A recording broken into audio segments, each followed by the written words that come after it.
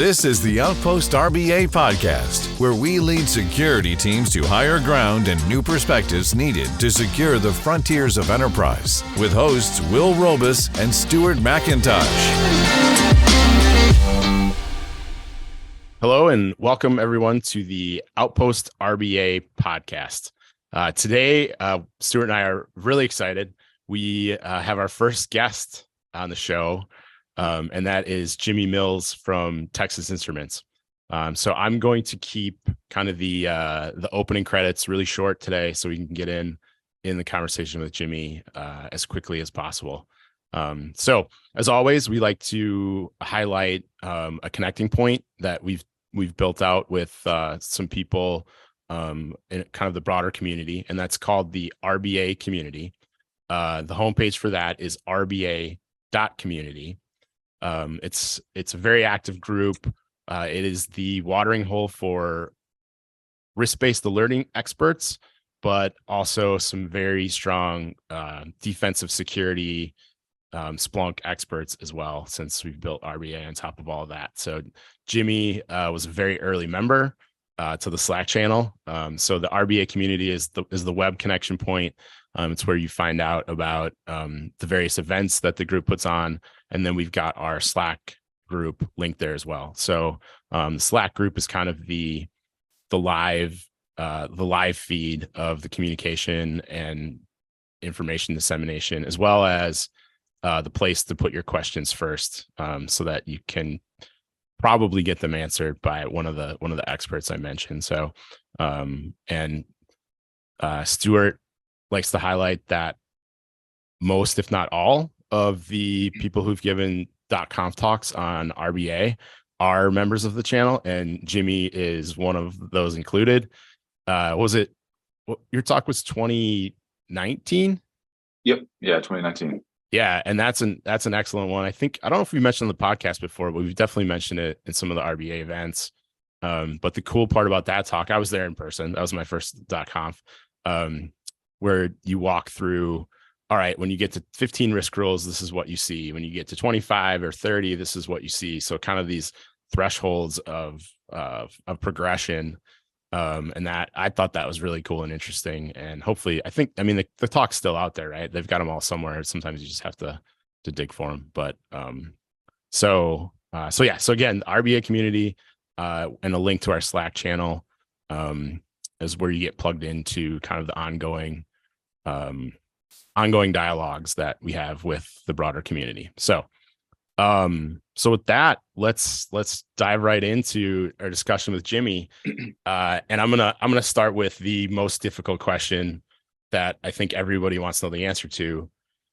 Is it CISO or CISO? Yeah, that's actually interesting. So I always said CISO, and then I went to the FBI CISO Academy, and I realized like everybody said it CISO. So I just maybe I'm wrong. So I just started saying CISO. But I used to say CISO. So tomato, however you want. So it's a tomato thing for sure.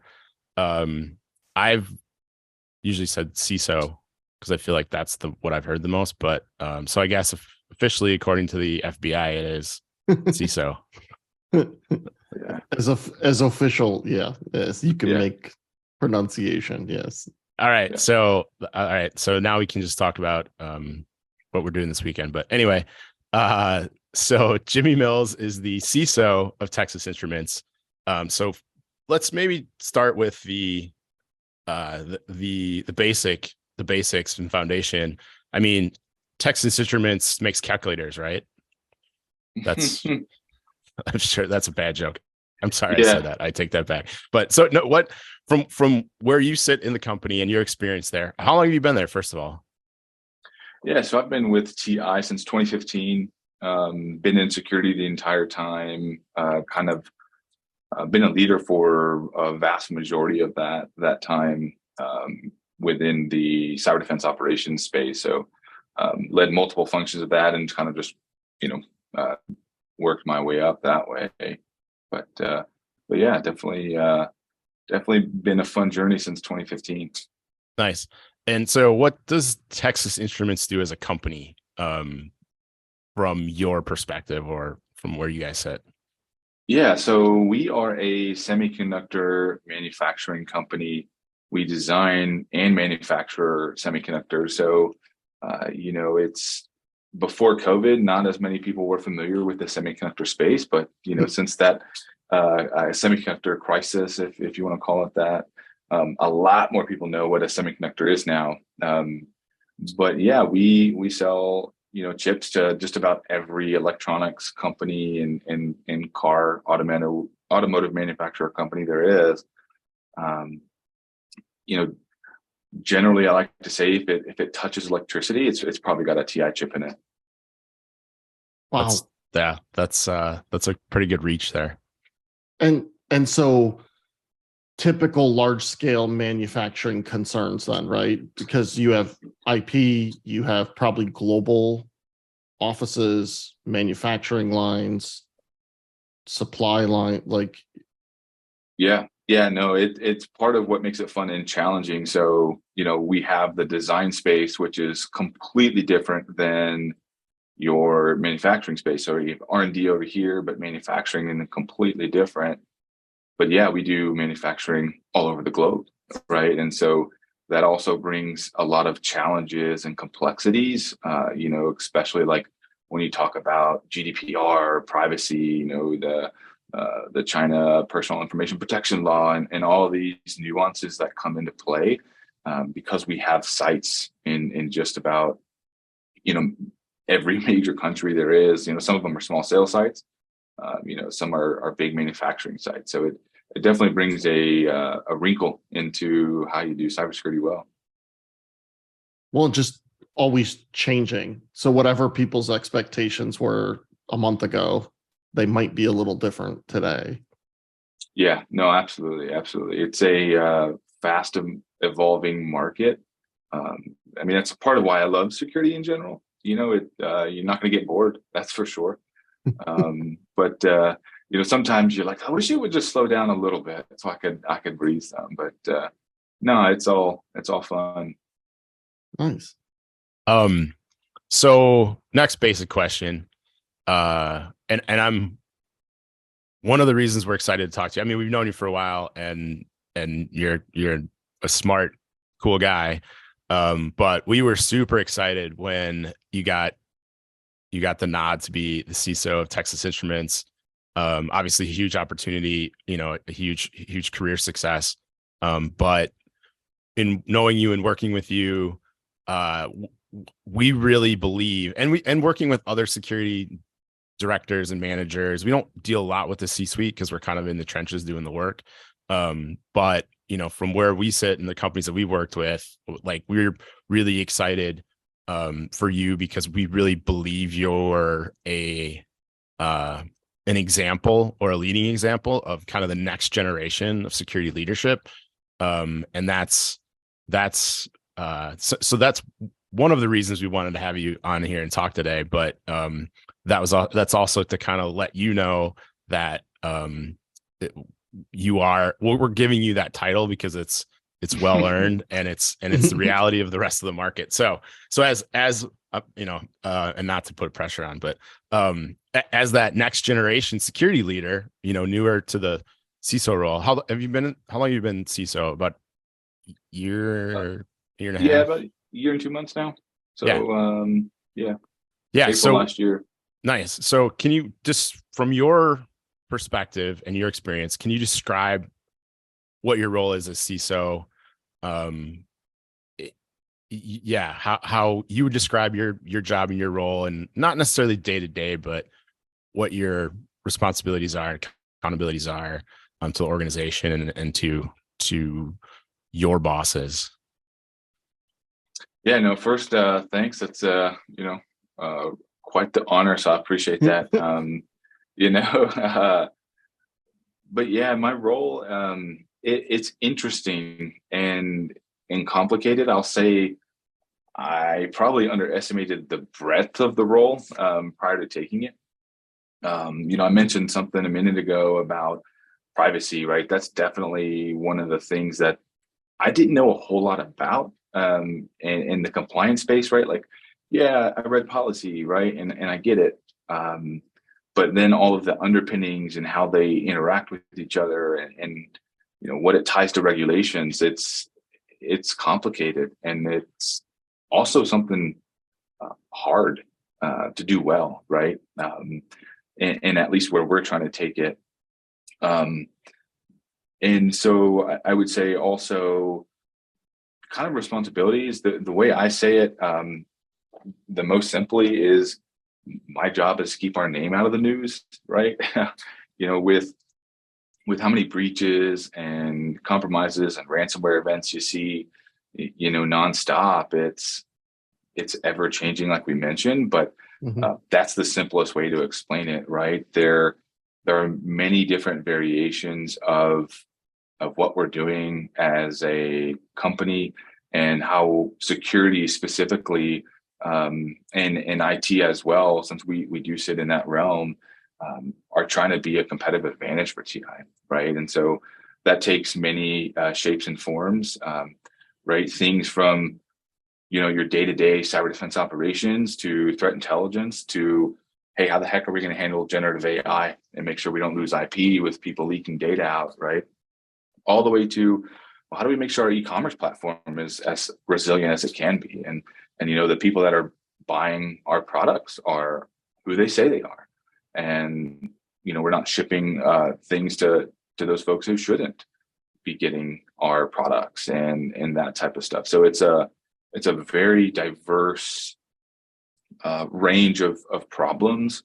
And so a lot of it, though, is just integrating with different parts of the business and really understanding what they're doing and how we can help. I think that's a big transition just security folks in general are trying to make.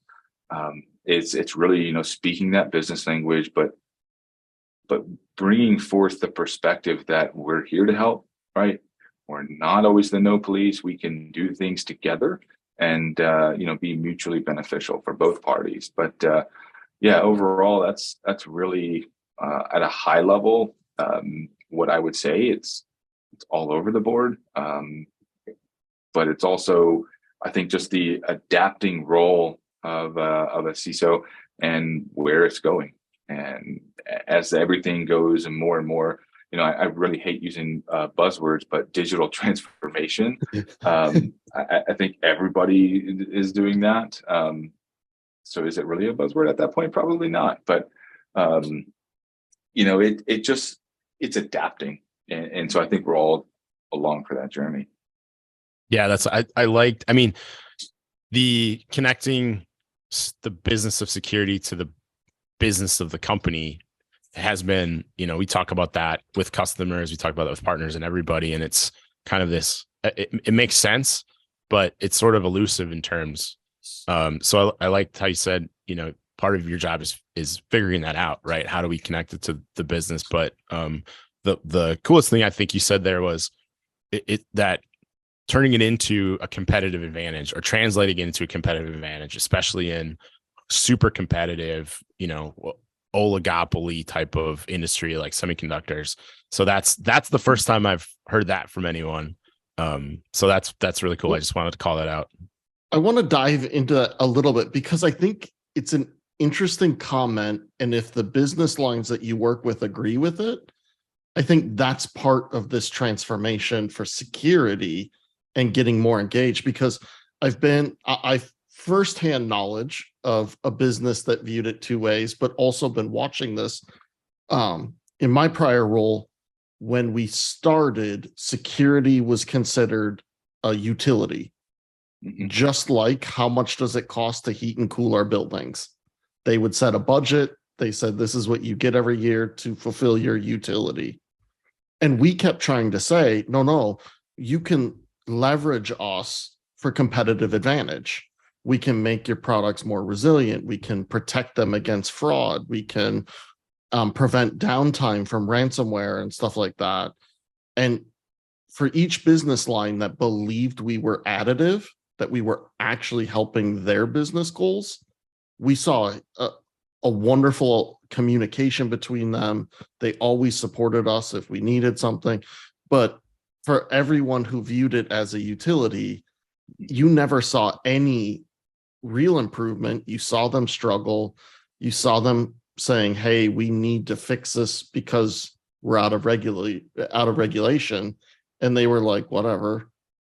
So it just like, were you a part of that shift there, or is that kind of in the DNA of leadership at TI, this idea that, okay, security could help us meet other business objectives? Yeah, I would say it's always kind of been there, but it's really now at the forefront, right? And where we're trying to go as an organization, and a lot of that is now, if you look at the company, we have a lot of new leaders in place, right? It's very important to those individuals, and that's really awesome and really great to see, right? My boss or CIO is one of my biggest advocates, and understands security, and that's amazing, because it's depressing when I talk to peers and other folks in the industry, and they're just used as a cost center, right? That's challenging, and so you're always being pressured for cost to drive it down when sometimes it's hard to prove a negative, and that's kind of what security is, right? You're reducing risk, but sometimes that's a hard thing to quantify really well. And so when folks can see you and be a partner in that advantage, you're just going to accelerate and drive better solutions, and bring better things to the market, and have less downtime, because in the end, right, security now, it's not just an IT problem, it's a business risk. And so if you're behind the game and looking at it from that vantage point, you're going to be behind, and you're going to have an uphill battle, and it's going to be a struggle. And so I think, again, I'm very fortunate in that TI sees it, in my view, the right way. And that's allowing us to get to that point where we can be a better competitive advantage for TI. We used to talk about the security haves and the security have-nots, and it was always a list of technologies. It was always, we don't have EDR, we don't have a full SIM, or we don't, right? It was always this technology list. And I actually think, just from what we've seen over the last couple of years, that it's more of a culture haves and have-nots. Like, either you feel supported and you are a part of the business, or you're not.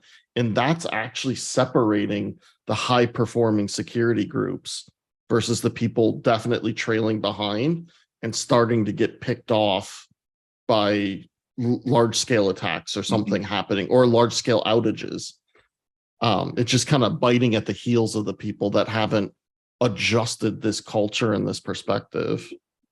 Yeah, no, I 100% agree, because even like, you could have an unlimited budget, you're still going to get popped. I mean, unless you have all the right systems and processes behind the scenes, and the right culture and the mindsets and the right trigger points, because a tool is not going to solve security. You listen to most vendors, will tell you it will. You think they're the greatest, but it's a whole approach of defensive layers, but that only gets you so far. You have to have all those underlying things to really drive an effective team and an effective cybersecurity, because it's all of the things working together in an ecosystem, not just a blanket, I have EDR, so I'm protected. Well, no, it doesn't work that way. If it did, a lot of us probably wouldn't have jobs. But again, attackers are crafty too. They're all constantly changing. So you have to have somebody on the other side also doing the same type of thing. Yeah. So I just realized I didn't really have any notes about asking about RBA specifically on the RBA podcast. So let me pivot to that a little bit, because you were a very, very early adopter. I mean, Stuart's original talk was in 2018. You gave your talk in 2019 with those kind of levels of progression. So get in the time machine and put yourself back in that seat. How did you how did you get there? How did you even decide to, hey, I got to look at this RBA thing when literally had a track record of maybe a half to one, right? So how did you get there? And then how big of a role did that play in the overall sort of systems piece from where you started? Yeah, no, that's a really good point. So if I go back, I think it's probably again 2018 timeframe, early 2018. Talking with Jim Apker at Splunk, and he's pitching this idea, and I'm like, okay, that makes sense, because at that time, I think I was about a year in. I was managing the SOC, and again, very technical, hands-on. But the thing that always like stood back in my brain of like, that anxiety, which was like, there are so many alerts and we're not looking at all of them. Like what if we miss the one, right? There's that anxiety. And so the idea really resonated with me. In that summer, we started trying to build it out. And to be frank, we just weren't there yet. I think from a, did we fully understand what RBA was at that point? Kinda. Right? Did we know how to do it? No, we were trying and not doing very well. And so that's when, come to Conf 18, I went to Stuart's talk, and then actually, I think we met like the night before.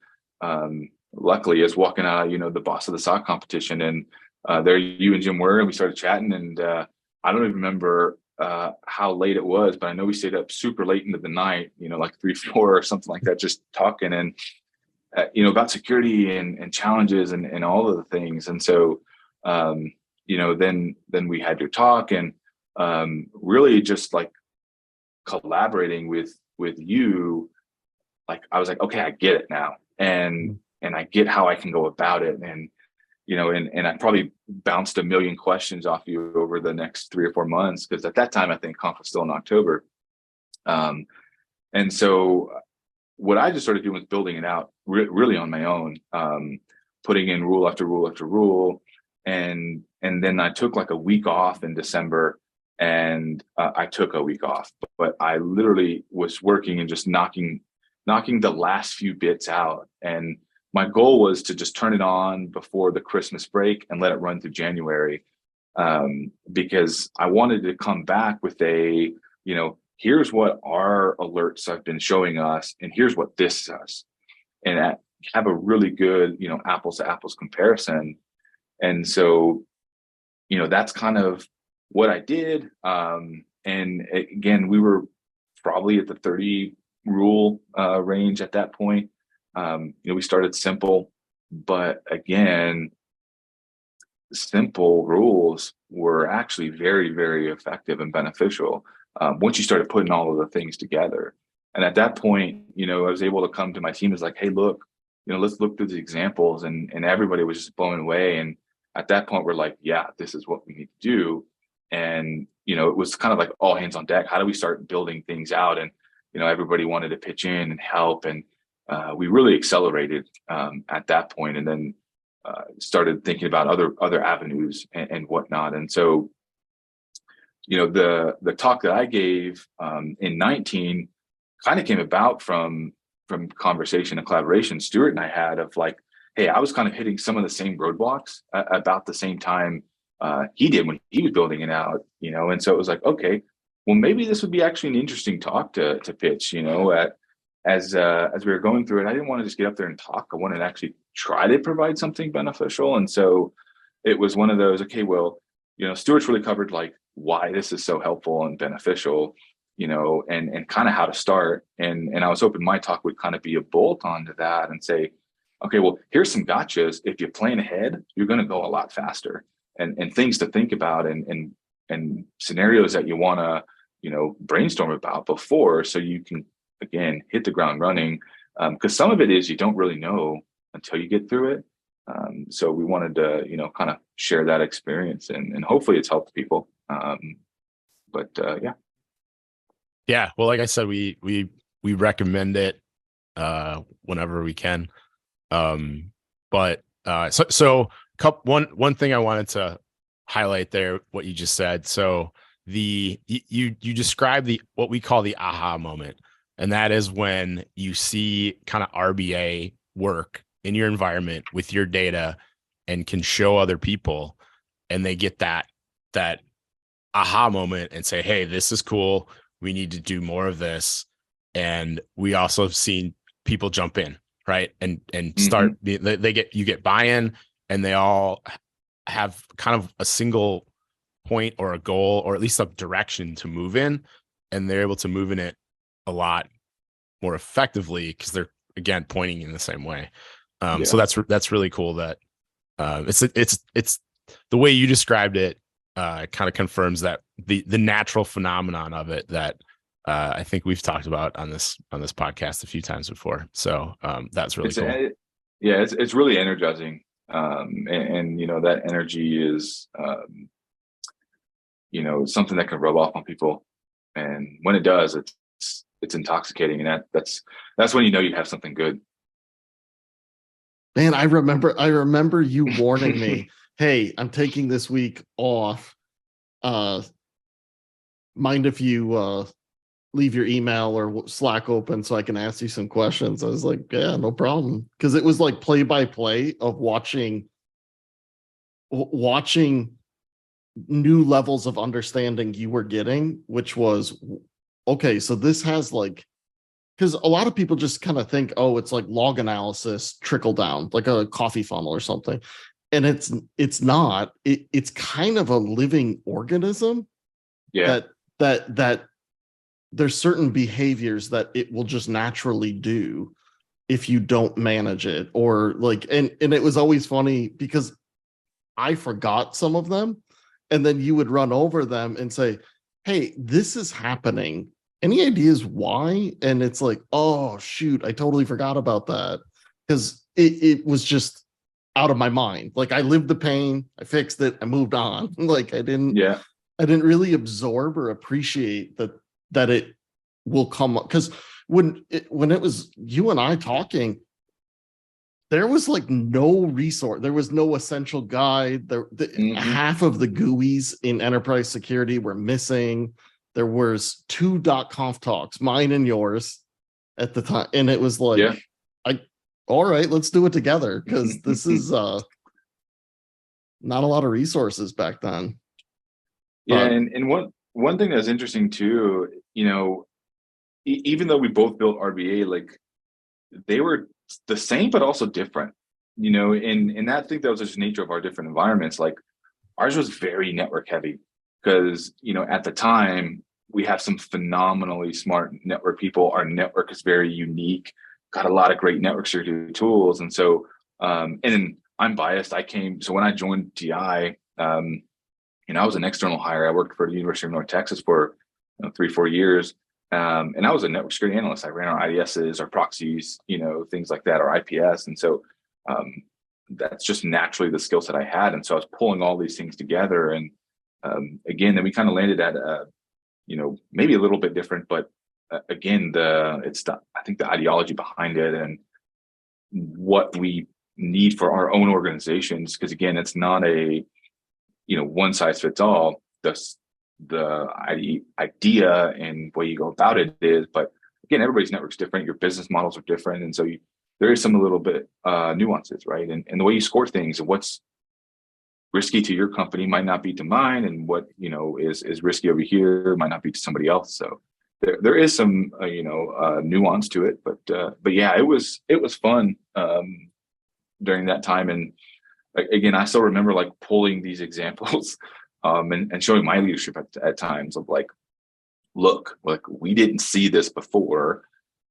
look at it now. Right. And so it just, again, solidified so many decisions that we needed to do and make going forward as just continuing down that path. And like I said, even accelerating. So, because we've seen this too, because it's almost like wizardry, because then the leadership's like, how did you even find this? And you're like, well, it's an alert that just came in because of this thing we use. So it just seems like sorcery anyway. But but those little tidbits, those little hey, we found this, what we found is this can be very powerful in the form of a story, either with peers or leadership, because it's almost like we could show them metrics all day that it's reduced alerts, improved fidelity. That doesn't seem to really I mean, it's like cheap bubble gum. The flavor just disappears really quick. But these stories where you can kind of help convey to them the situation and how you were better protected seem to last a lot longer, and sometimes even get parroted to another peer because they're so proud of it. So how has this type of information enabled either storytelling or conveying value that your group does? Yeah, that's a good point. One of the things that I think first started immediately was just trying to sell it, in a way too of, the best way I feel like to sell is to tell a story, right? Because you're trying to make somebody feel something. And if you can get somebody to that feeling, it's going to change and have more of a response, right? And so, a lot of like the examples that I brought forth immediately were like things that would be translatable really well to them, right? And why it would matter. So, I remember like one of the very simple ones was I was like, look at this identical thing happening on an executive's computer compared to mine, right? Compared to just somebody in HR, maybe. I picked 3. I don't remember what the third one was, but just showing the different risk scores and why that mattered, because, executive has all kinds of additional information and sensitivity around the files they have and the things that they know and why we should prioritize that, right? And so in showing that, again, it goes a long way. But it also started being, and one of the parallels I didn't really think about until, maybe 6-9 months past the journey was, okay, now we have all this great data. How are we going to use it, right? And so, yeah, it's creating cases, but how can I make an analyst's job a lot more effective with what they're doing, right? So how do I add more telemetry, more metadata, more insightful information, but then also just keep it in one place that they can leverage and get all of the information, and so they don't have to go to this tool and that tool and whatnot. And then when we started doing that, that was really helpful, because at that point our analyst skill set had to change drastically. It wasn't hey, you get this alert, you do this, and then you're done, or you do this and you email something or somebody, right? We had to, I would say, become true analysts in many ways. And so how I started paralleling that was, hey, your job is kind of like a journalist, right? You have to translate all of this information and data you've gathered into a story and make, in our decision, you had to, or in our case, you had to make a decision, right? Is this bad or not? And so at that point, you're telling a story. And so we thought about, how do we make this tool and solution give us all of that information we need, so that way the analyst can tell that story faster. Because again, there are some metrics you have to really follow. The faster I can, remediate a case, the better. The faster I can respond to a case, the more likely I am to detect it quicker and root somebody out if I need to be. Especially when you tie back to, for us, we always try to tie back to something. So, hands to keyboard time for attackers is getting faster and faster and faster. It's crazy fast now. And so you have to respond the same way. So you have to make sure your solutions can allow you to do that. So I think stories just go a long way. And again, it's how do you, to me, make somebody feel something? Because that's going to get somebody to call to action. And I like how you were saying the way that it worked well for you was, well, what matters in their world? And let me connect what I'm about to try to share with them to what matters in their world. For some, it's they keep super active with the news. So relating it to maybe a security situation in the news or something, like sometimes that helps. For others, they really only care about their 3-foot world. So you have to get a little more intimate with how connected it's to them. Yeah, absolutely. And that's, I think, an interesting piece, because it's also part of, I think, just like my role now. And you have to really understand the human psychology side of it, because it's just going to make your job easier and more beneficial for you. But whichever way it might be, if it's, hey, if I can meet them in the middle, great. If it's, just make something feel really real for them and have that emotional response, great. But some of it's trial and error, right? Some of it's just building a network and understanding what they care about, right? And that relationship. And I love relating it kind of back to being a journalist, because honestly, people are, if nothing else, people are curious about this world.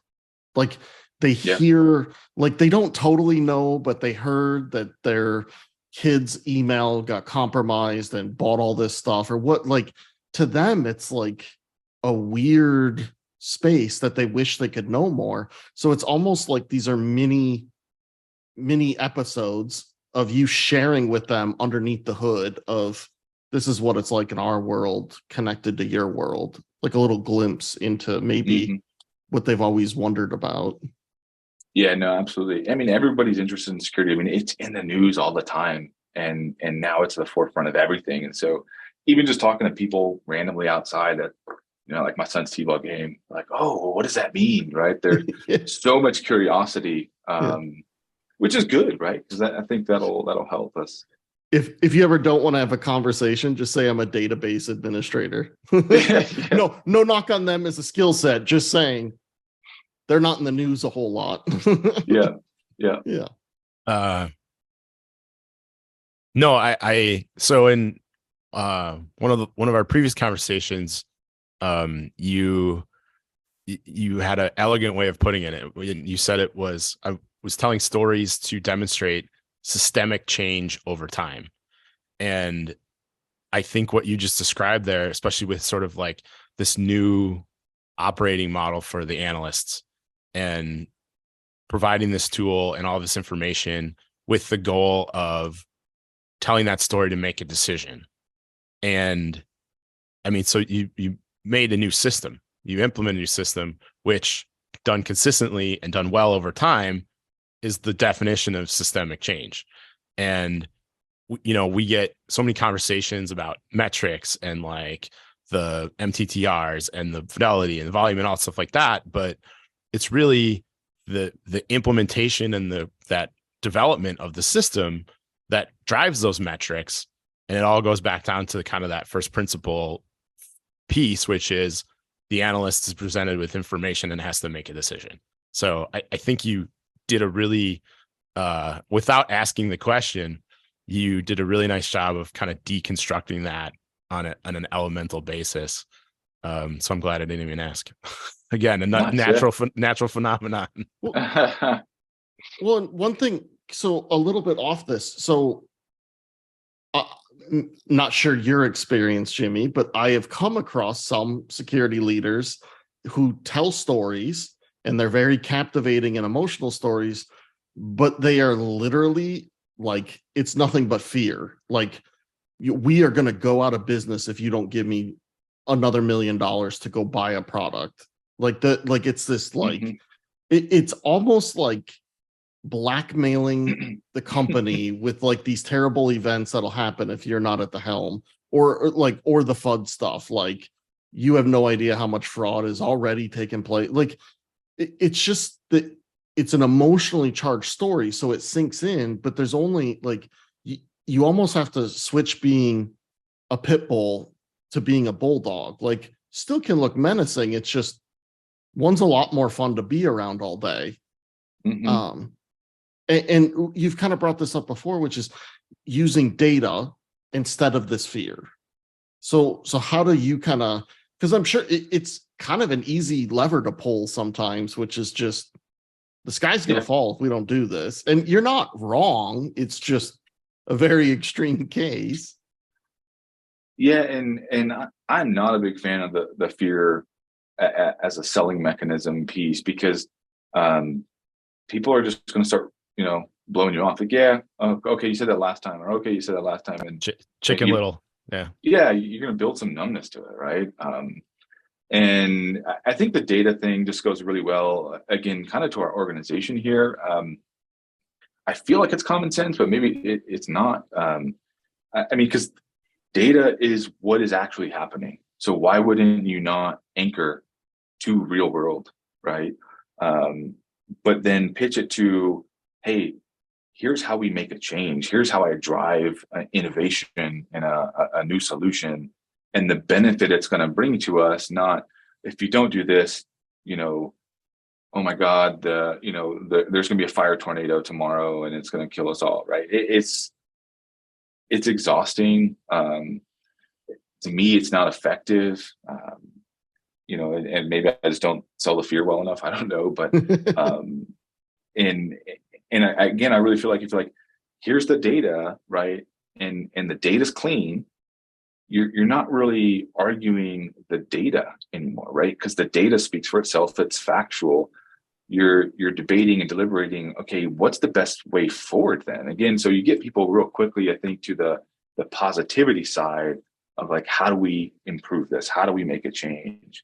And again, I think that's just the right way to go about it. So before you brought up some of those numbers, and in the context of like RBA as a framework and a part of that security operations system or operating model, and the benefit of having, I don't know, 5 years of it and in production or near production, can you share some of those kind of long trend numbers with us about however you decided to present the effectiveness or durability or so, I mean, what metrics did you select, and kind of what maybe did some of those look like, if you could share them? Yeah, definitely. There are a few, but I think the one that's the best, and I think I'm the most proud of, is if you look at our volume of cases, right, that our teams worked from 2018 to last year, year over year, we've had growth every year. So I can't remember the exact numbers, but 2018 was like 2,000 cases. It was roughly there, 2,000 and 2,500. But then you jump up, I'm sorry, that'd have been 2017. Then you jump up to last year, it was a little over 12,000 cases. We've kept flat headcount. We've built all that with efficiencies and automation. And so it was, hey, let's leverage the system to bring forth really good cases. And then you can start to, again, innovate and think about, okay, here's a threshold where if this thing happens, just send it to your source solution and go do this, right? And it's a way to offset work, in my mind, because where we want to spend our time is what humans are really good at, which is, researching and thinking and building new solutions, not being a ticket jockey, right? And so that also empowers analysts, and you're going to have a lot higher retention and higher, better attitude among the team. So I think that's definitely the one I'm most proud of, and just showing that telemetry, right? Because cases doesn't mean it's bad, right? It just means you're looking at other things because there's always something else in the queue. And again, the more you get through there, and we also track fidelity through that to make sure we're staying accurate, right? Because I don't want to have another 5,000 cases, but 99% of them are false positives. That's not efficient either, right? And so we started to throw in different variations of like what we're closing a case as a resolution, right? So that way we can make sure we're spending the time on the right cases and constantly tuning, because again, it's always moving. A new vendor will put out a new signature, and next you have 15 cases, and they're all bogus, right? So you have to always stay on touching it.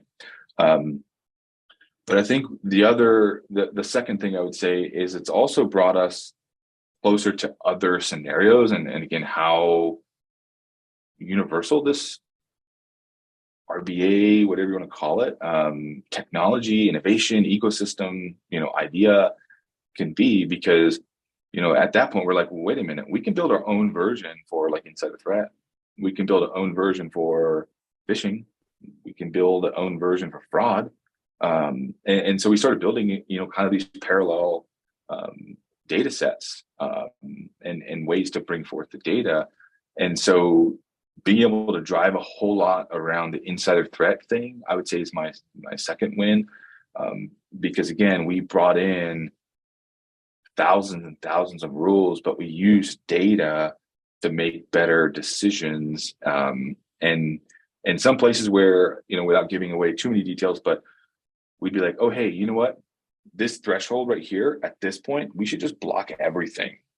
If this person's leaving the company, data says this is our sweet spot.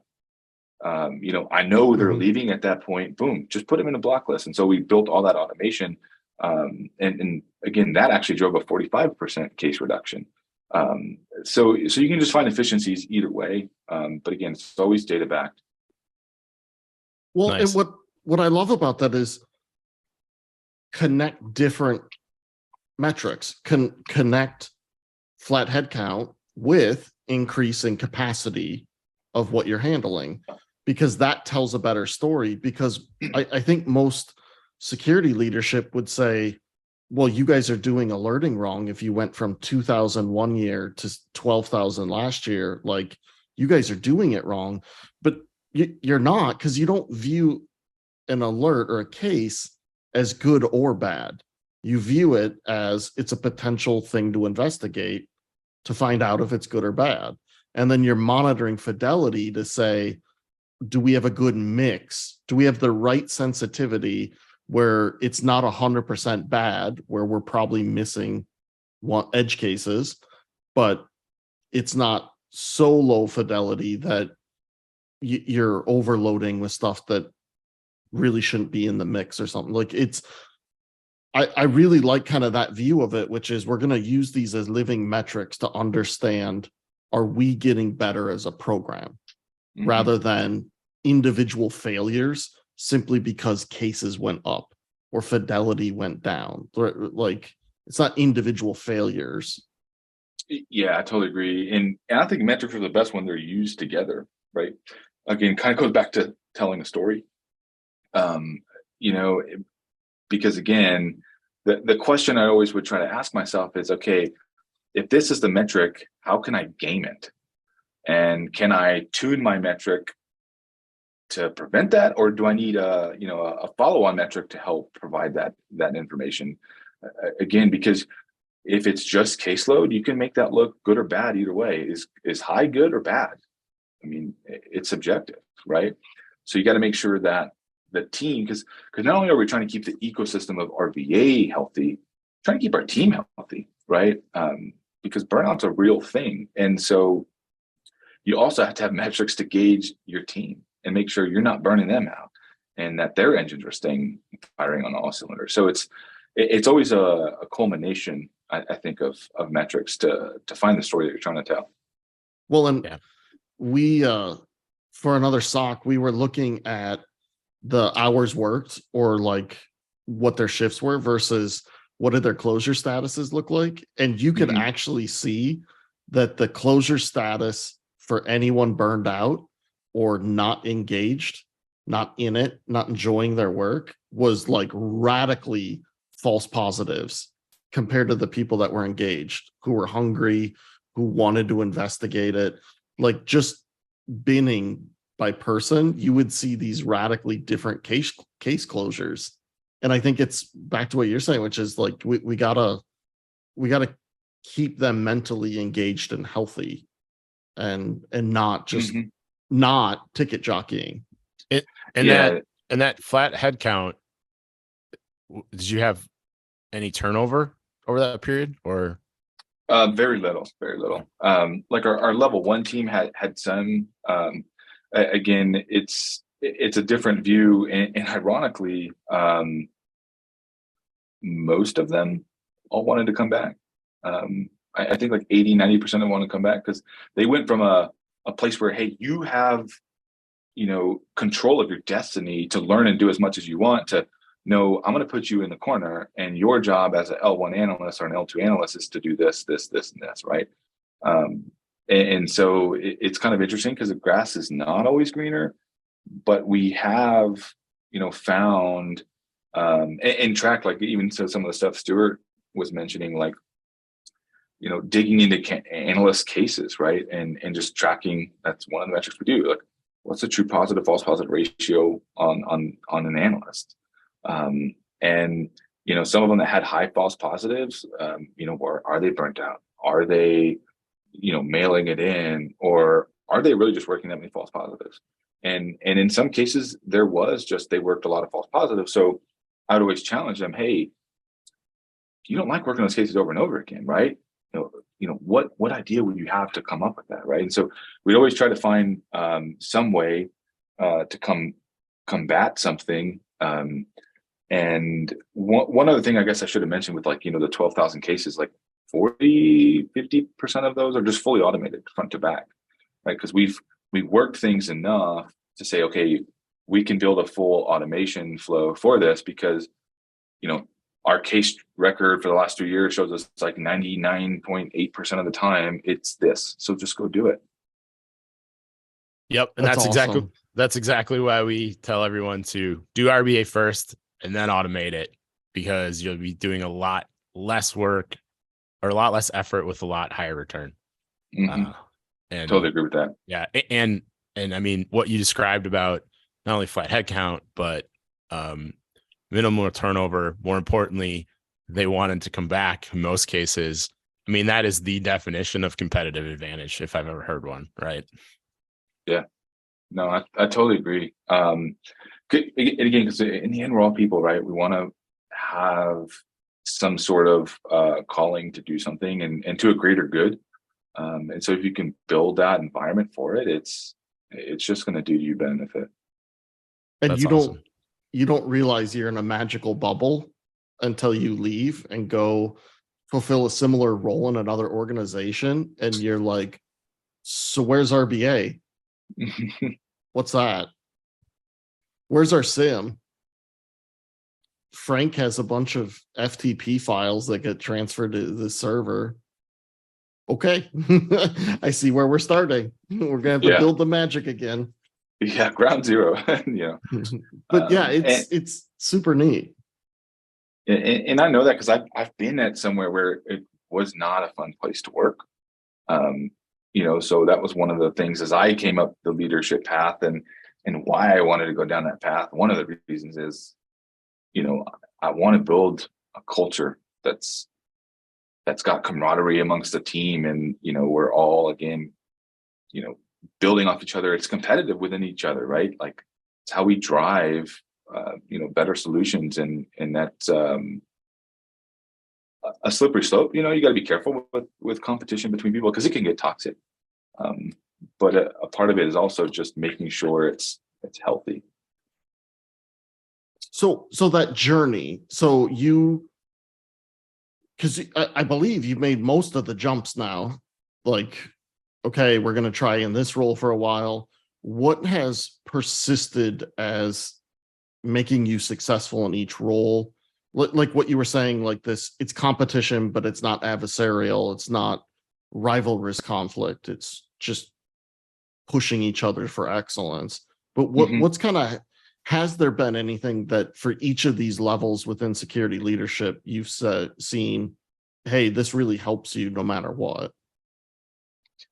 Yeah, I'll say just some of the things that I think helped me. I think they're general enough, and I think that probably is universal across the board. The first thing for me was just whatever I was doing, I was trying to do the best I could. I just wanted to be better. And so with that, like, I didn't have ego. I moved ego to the side. If somebody had feedback for me, great. How do I get better? Right. And I think that's a big win for people if they can do that. Because there's no great, right? There's no perfect. There's always a little bit better. And so for me, it was always just that piece, because I would say also, like, as I came to TI initially, I thought I was really smart, and I was humbled really quickly. But at that point, it was like a really cool, epiphany, because it was like, wow, like I have so much to learn. And then I started, loving learning. And so it was always trying something new and learning and building. And so with that, it came to, okay, now let's build really cool stuff, right? And providing recommendations on other things, because again, when people take ego out of it, and you provide a solution and somebody pokes holes in it, you're just going to make a better solution. And so why wouldn't you go about it that way? And again, if it was my idea, somebody else's idea, I don't care. Let's just try to make it the best we can, because we're all coming about it from the same place, and it's all for the same cause. So it should be. So I'd say that's kind of like been my approach. Again, leveraging data is a big one, right? Just trying to drive innovation and solutions, and have fun, right? For me, I think the first thing I said to my team when I first became a leader was, I want to build really cool stuff, but I use the explicitive, and so, like, help me do that, right? Like, as a leader, my job is kind of to be like, if you're in those, I got to forget what they're called, like the little motorcycles with the little pocket car, right? As a leader, your job is to be in there and help guide and coach them along the way, and set the frame of how to go about that and put them in the right opportunities to succeed, versus, being a dictator. So that's kind of been my journey. I'll also say I've had luck on timing in many cases, right? But like they say, right, good luck is when preparation meets opportunity. So, it's just been, again, just whatever I'm trying to do the best I can. For me, it specifically taking this role was interesting, because, I always had an idea that I'd get to this role at some point, and I never really knew when. Again, it came a lot quicker than I thought, and I've learned, so much the last year or so, but it's made me better. And so I think that part of just trying to be humble has probably helped me accelerate my learning. Nice. All right. So I have a couple of, I would call them more closing questions. They're maybe more quick hitters, but I would classify them as almost like third person questions. So it'll kind of be a situation or a persona that you have to maybe have an out of body experience to say, all right, if I was this person, knowing what I know now, this is what I would say to it. So that was abstract and terrible. So I'm just going to ask you the question. So as a CISO, it's like Dr. Phil over here. Analyze the situation. I'm getting like nervous over here. Like, what am I supposed to do? I know that was a terrible explanation. So, but anyway, the next few questions have this same theme. All right. So as a CISO now, and coming, up through your various roles, we always have ideas or maybe critiques about leaders and their decisions. Probably more critiques than, yeah.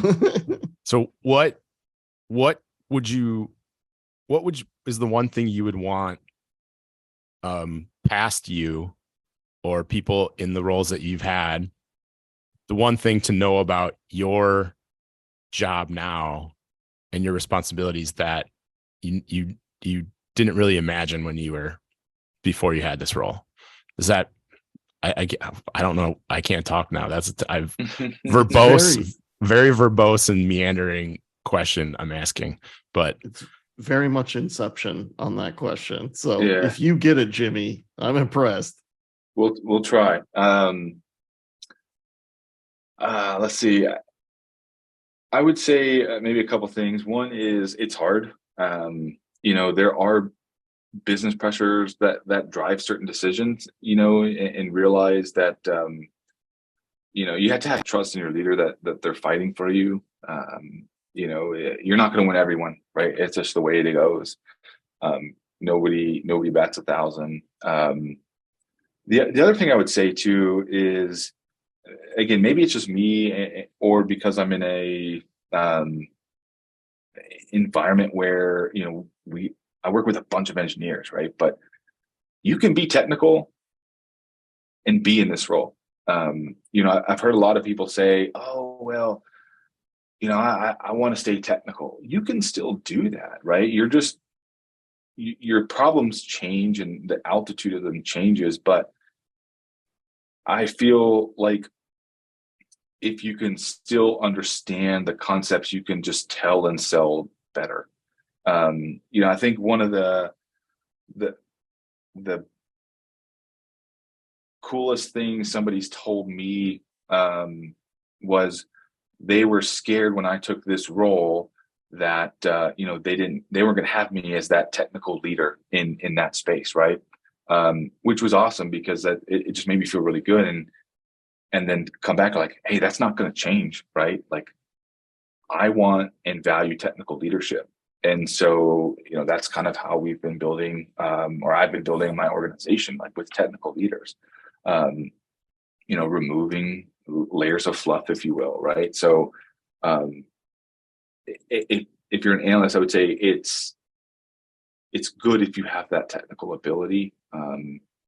That is actually the one thing that led me to the leadership path. Was I felt like if a leader understood technical abilities better, right? Or managers, I don't like the word manager. I prefer leader, because that's what it should be.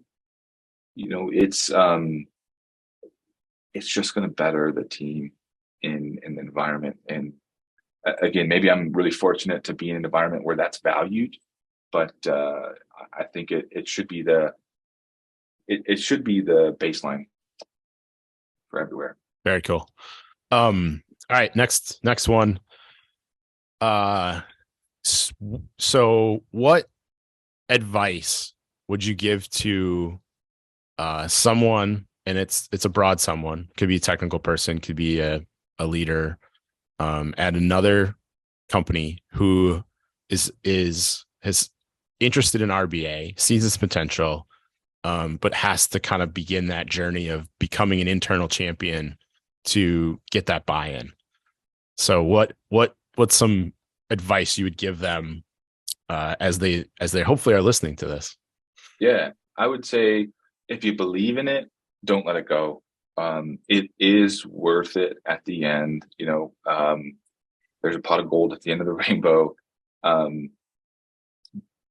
But you have to navigate it your way, I would say. And again, that depends on your specific situations, your environment, your culture.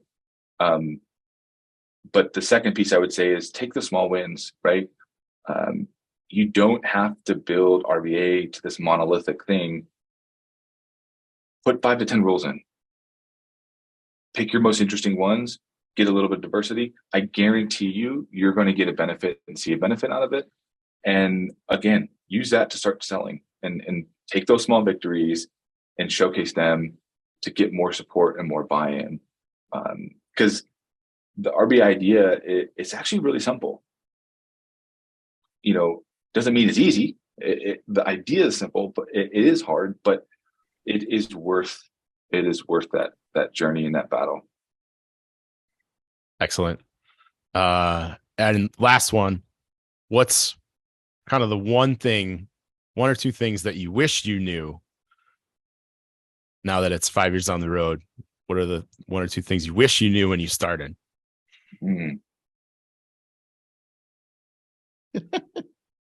That's a good one. So before I started, I wish I knew SPL better. That was a part of the learning journey. And actually kind of what I realized, like, wow, this is why Splunk's so powerful. It's not just fast and I could just do, index star, type an IP address. Just the way you can manipulate data. So I wish I knew more about that. The value of T-stats is definitely in there. When you go from a search that's like 60 lines of SPL and it takes minutes and minutes to run to a few seconds, like that's pretty rewarding. And pretty helpful. Especially when you're running, hundreds of searches every 30 minutes and every 15 minutes in some cases. You have to divvy up that workload some way. I would say those two things. And then maybe the third is like, think about where you want to be in a year or two, right? Maybe 3, and just chart that journey. And it's okay not to do it all at once. Again, take those small victories and just iterate, right? The continuous improvement mindset, because it'll be better once you get down that road. Excellent. Well, I'm out of questions. Stuart, anything No, this is rattling around? I just want to comment because you made me feel bad. I'm sorry, Jim. Now I feel bad and I feel guilty.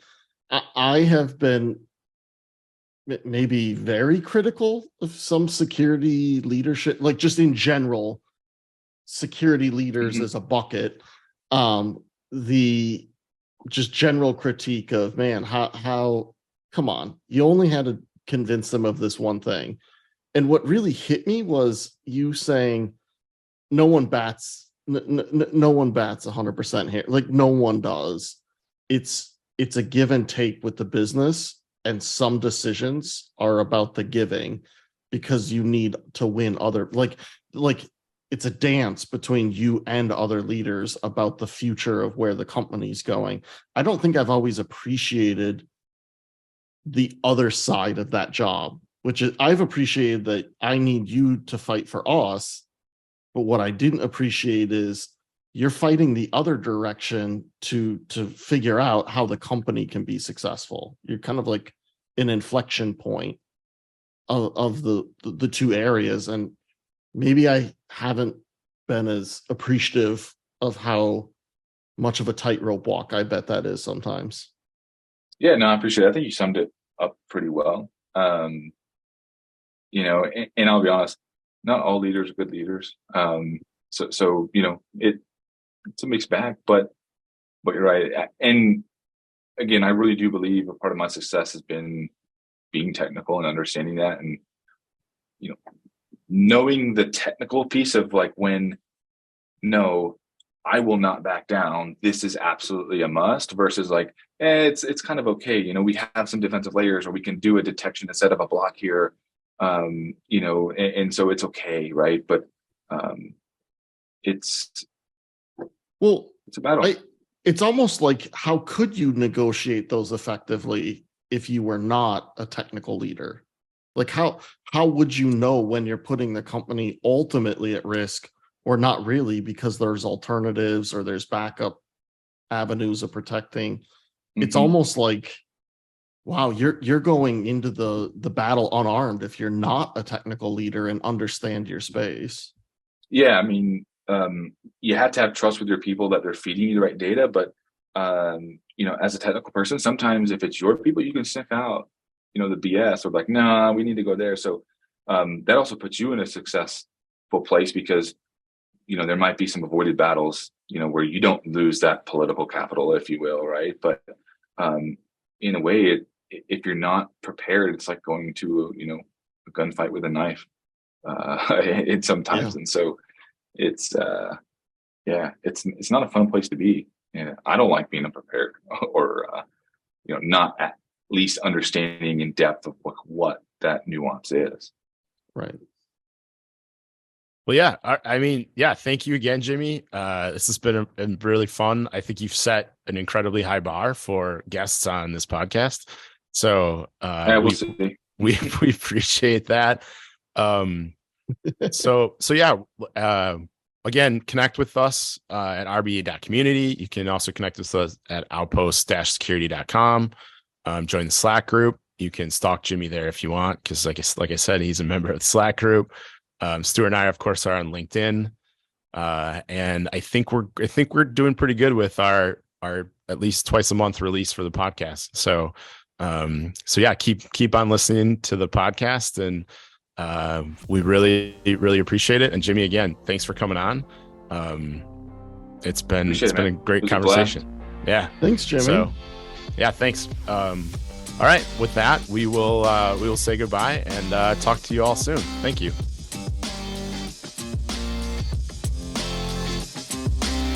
Thanks for listening to the Outpost RBA podcast.